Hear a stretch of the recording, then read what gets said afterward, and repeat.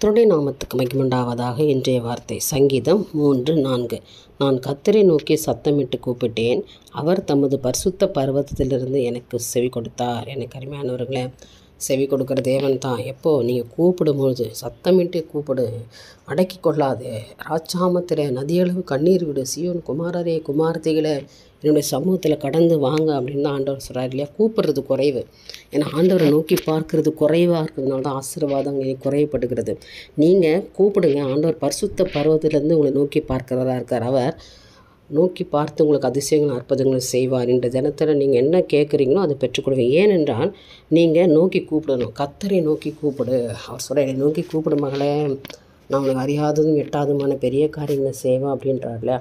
அப்போ நீங்கள் விசுவாசிக்கணும். இந்த நாளை நான் ஆண்டவரை நோக்கி கூப்பிட்டேன், அவர் எனக்கு பரிசுத்த பர்வத்திலிருந்து எனக்கு ஒத்தாசை அனுப்பி என்னை விடுவித்தார், என் பிரச்சனைகளை நீக்கி போட்டார், எனக்கு ஒரு தேவன் ஒரு ஆசீர்வாதத்தை கொடுத்தார் என்று சொல்லி இந்த நாளில் ஒரு சாட்சி சொல்லுங்கள். நிச்சயமாக கர்த்தர் உங்களை ஆசீர்வதிப்பாராக. என் தேவனுக்கே மகிமை உண்டாகட்டும். ஆமென்.